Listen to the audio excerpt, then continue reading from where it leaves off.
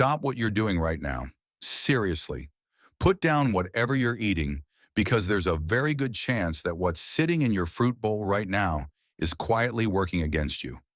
You've been told your entire life that fruit is healthy, fruit is natural, fruit is good for you, and for most people that's true. But if you have diabetes, or if you're pre-diabetic, or if you're simply someone who cares about blood sugar, then the word fruit needs an asterisk beside it, a big flashing red asterisk. Because here's the thing nobody talks about. Some fruits behave almost identically to candy inside your bloodstream. They hit your blood sugar like a freight train, trigger insulin spikes, and leave your pancreas working overtime, sometimes within just 20 minutes of eating them. And the worst part? These aren't exotic fruits you've never heard of. These are the ones sitting in every grocery store, in every kitchen, in every breakfast smoothie. They're the ones you've been told are a healthy snack. Today, we are pulling back the curtain on the 5 worst fruits for diabetics, ranked, explained, and backed by science. And if you stay until the end, I'll also share something genuinely surprising. A fruit that most people believe is terrible for blood sugar, but is actually one of the safest options out there. So don't skip ahead. The answer might shock you. And before we get into it, if you're new here and you care about managing your health through what you eat, hit that subscribe button right now. We publish content like this every single week, and you do not want to miss what's coming next. Let's start with a concept that will completely change how you look at fruit forever: the glycemic index, or GI. Now, you may have heard this term thrown around, but most people don't truly understand what it means in practice. The glycemic index is a scale from 0 to 100 that measures how quickly a specific food causes your blood sugar to rise after you eat it. Pure glucose sits at 100. Broccoli sits at around 10. And right there, somewhere in between, is where fruits land. But the spread is enormous, and that spread is everything. A fruit with a GI of 30 is almost nothing to worry about. A fruit with a GI of 72? That's close to a slice of white bread. And here's where it gets even more nuanced. The glycemic index alone isn't the full picture. You also have to consider something called glycemic load, which accounts for the actual amount of sugar in a realistic portion. A fruit can have a high GI but a low glycemic load, meaning the sugar hits fast, but there isn't that much of it. But when a fruit has both a high GI and a high glycemic load, that's when we have a real problem. There's also the question of fiber, water content, fructose to glucose ratio, and how ripe the fruit is. A slightly underripe banana is a completely different metabolic event than an overripe one with dark spots. We'll talk about that. Because when you understand the mechanics, you start to see fruit not as a simple healthy or unhealthy category, but as a spectrum with real consequences for real people. So let's go through them, starting with number 5, and we'll work our way toward the most dangerous offender of all. Number 5 on our list is one that's going to surprise a lot of people, because watermelon feels harmless. It's mostly water, right? It's refreshing, it's light, it's summer in a fruit.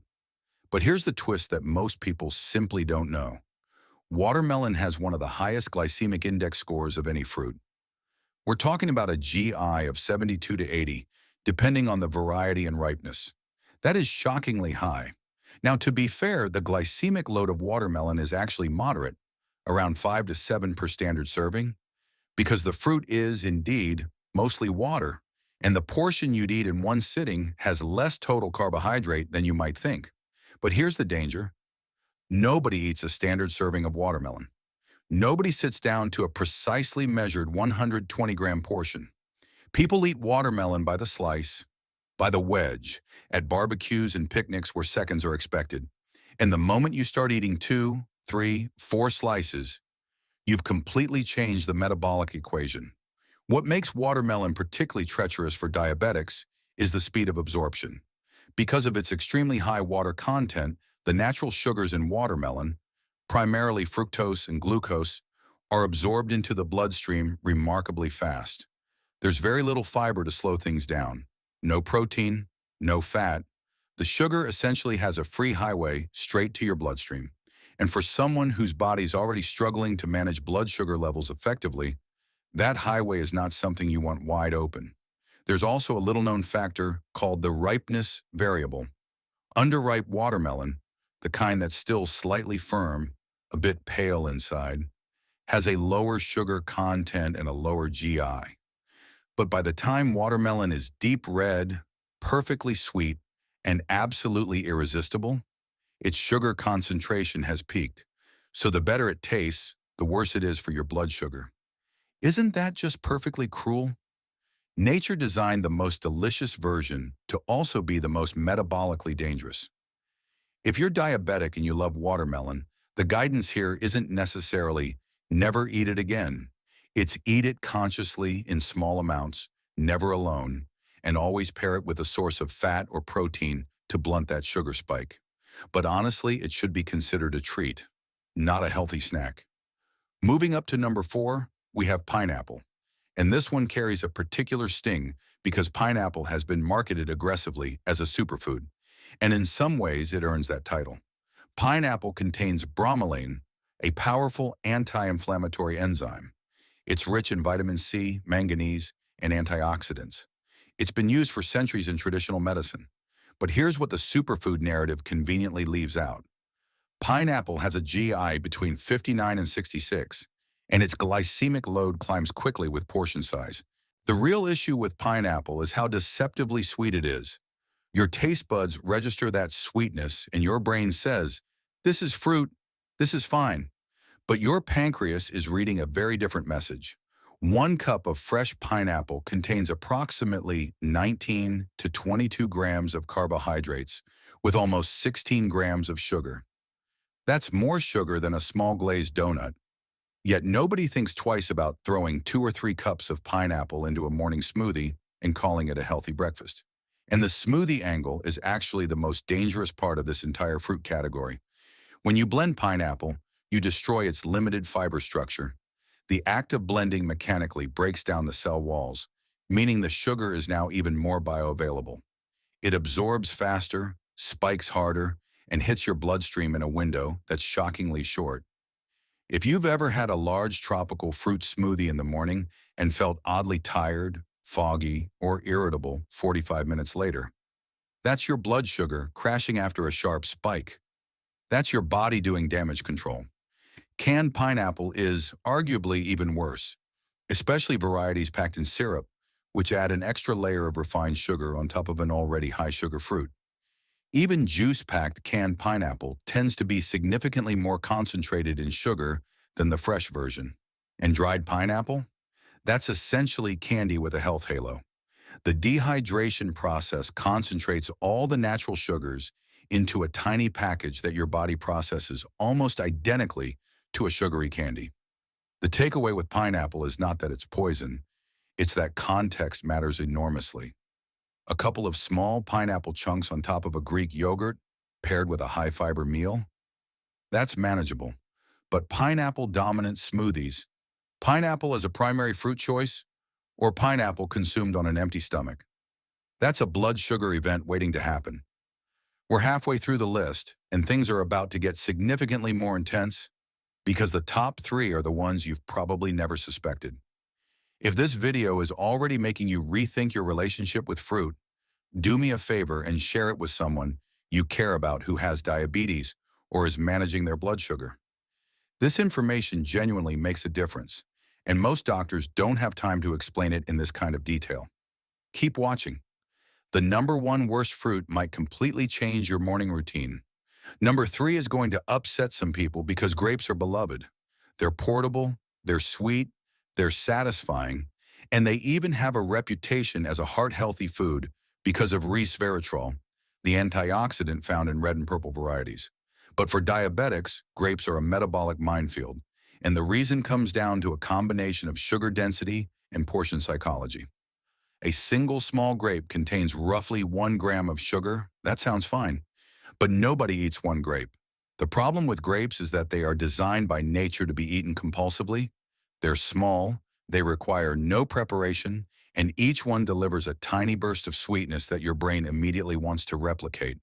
Before you know it, you've eaten 30, 40, 50 grapes. You've just consumed 30 to 50 grams of sugar.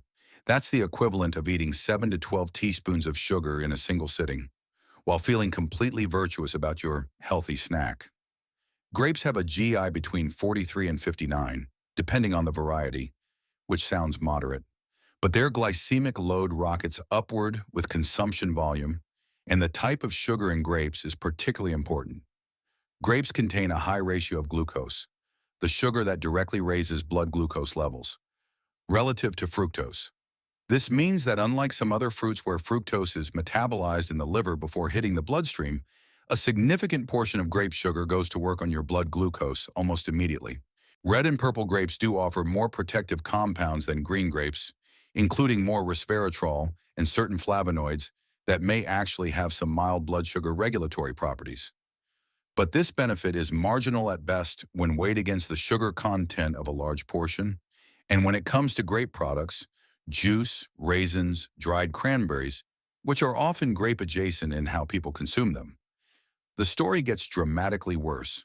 Raisins are perhaps the most dangerous grape-derived product for diabetics. Because raisins are dehydrated grapes, a quarter cup of raisins delivers roughly 33 grams of carbohydrates, almost all of it sugar, in a tiny portion that your brain processes as barely anything at all. Raisins are added to oatmeal, trail mix, salads, and granola bars constantly, and each addition is a quiet but meaningful hit to blood sugar that accumulates throughout the day. Number two is the one that will generate the most debate in the comments, because bananas are perhaps the most universally consumed fruit on the planet. They're in every kitchen. They're the default addition to every smoothie. Parents give them to toddlers. Athletes reach for them after workouts. They're perceived as the ultimate natural energy source. And that perception is both partially correct and deeply misleading when we're talking about diabetes. Here's what you need to understand.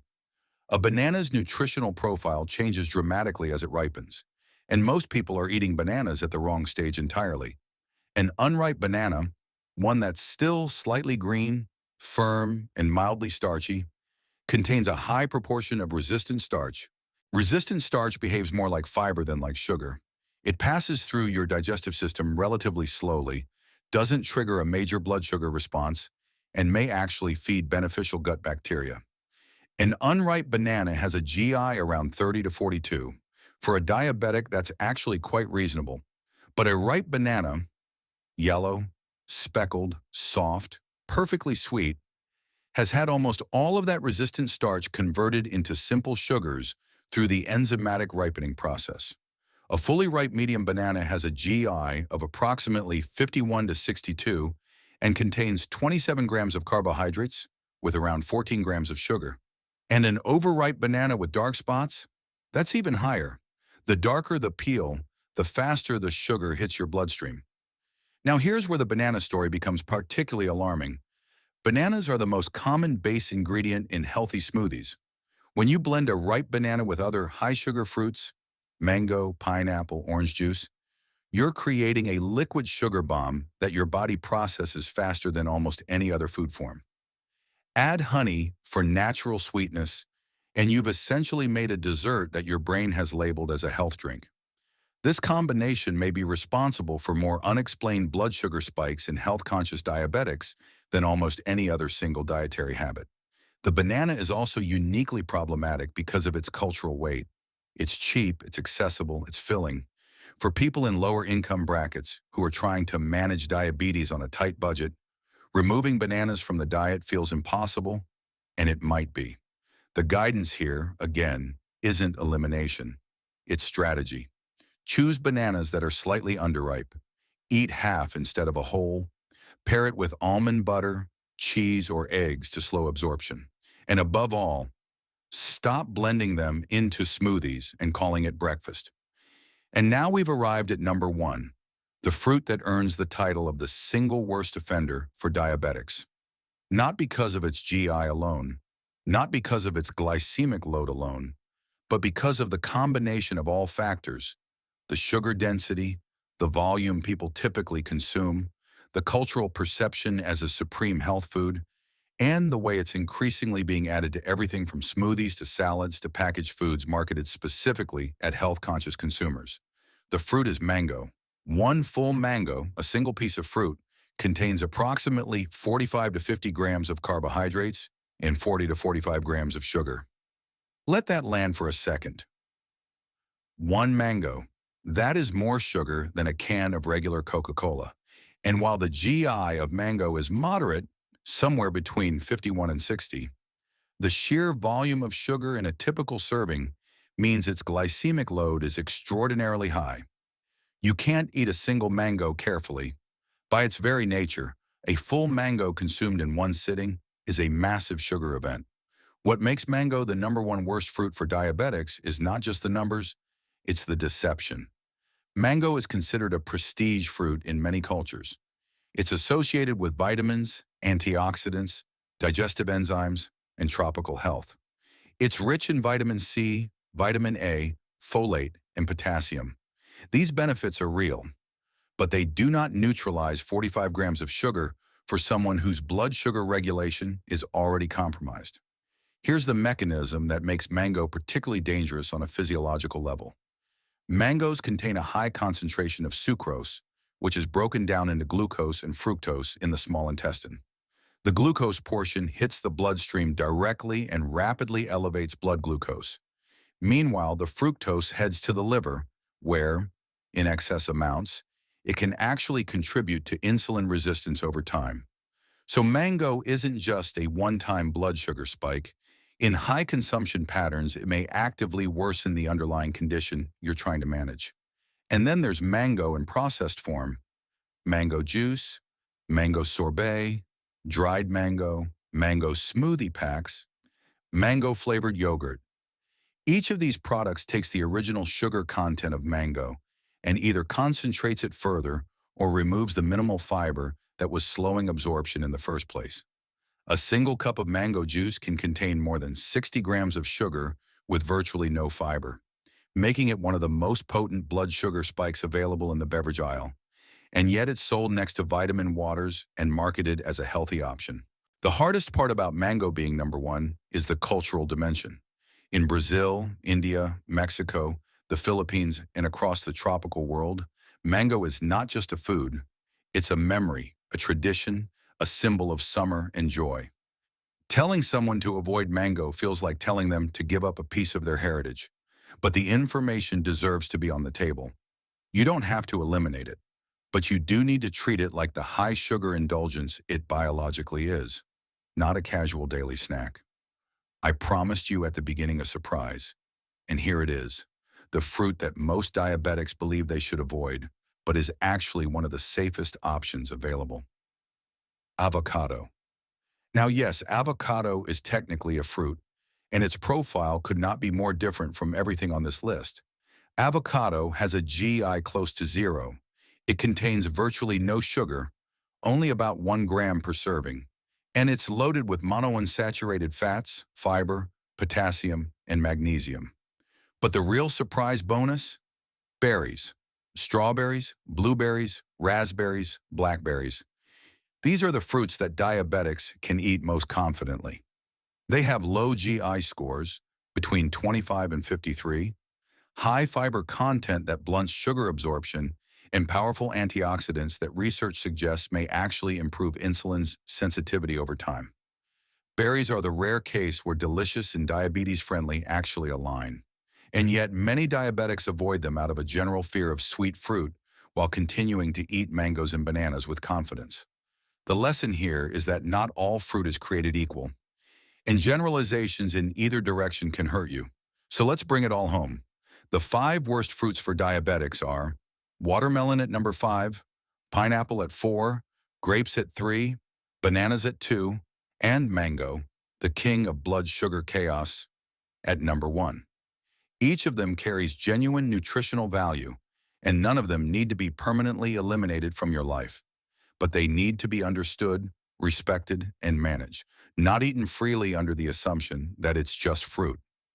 If this video changed the way you think about blood sugar and diet, there's one thing I'm asking you to do right now. Share this with someone who has diabetes or is trying to prevent it. Not because it replaces medical advice. It doesn't. But because understanding the mechanism is the first step toward making real, sustainable changes. And most of us were never given this information in a way that actually made sense. Subscribe if you haven't already. Leave a comment telling me which fruit on this list surprised you the most. I personally read every single comment. And check out the next video because we're going on the other side of this conversation, the 5 best foods that naturally lower blood sugar. And some of them are going to surprise you just as much as what you learned today.